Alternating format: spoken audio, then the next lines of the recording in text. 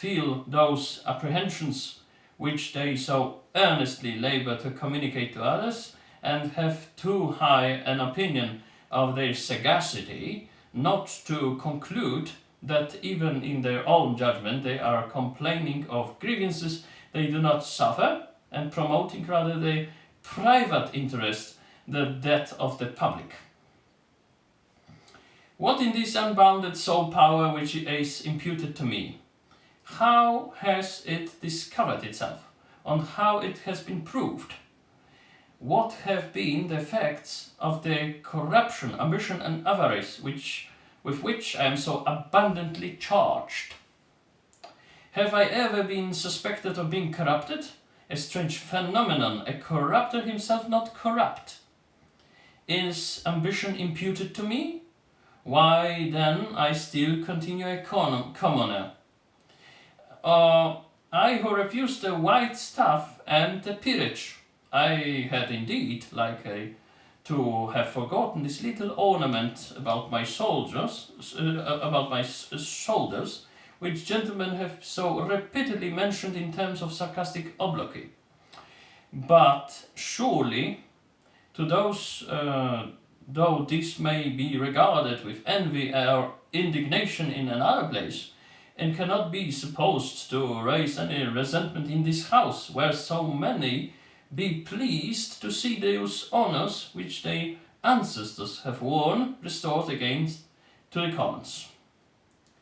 Have I given any symptoms of avaricious disposition? Have I obtained any grants from the crown since I have been placed at the head of the treasury?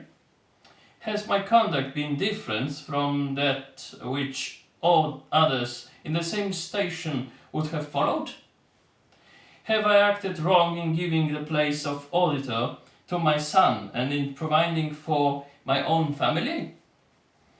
I trust that these advancements will not be imputed to me as a crime unless it shall be proved that I placed them in office in trust and responsibility for which they were unfit.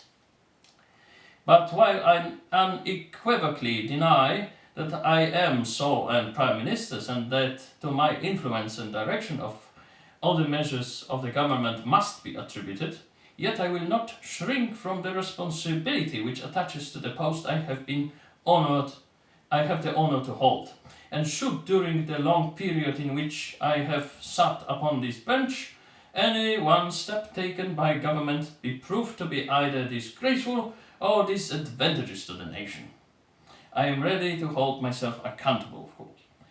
To conclude, sir, though I should always be proud of the honour of any trust or confidence from His Majesty, yet I shall always be ready to remove from these councils and presence when he thinks fit. And therefore I should think myself very little concerned in the event of the present question, if it were not for the encroachment that will thereby be made upon the prerogatives of the crown. I must think that an address to His Majesty to remove one of his servants, without so much as alleging any particular crime against him, is one of the greatest encroachments that was ever made upon the prerogatives of the crown. And therefore, for the sake of my matter, without any regard for my own, I hope that all those that have a due regard for our Constitution and for the rights and prerogatives of the Crown, without which our Constitution cannot be preserved, will be against this motion. Thank you.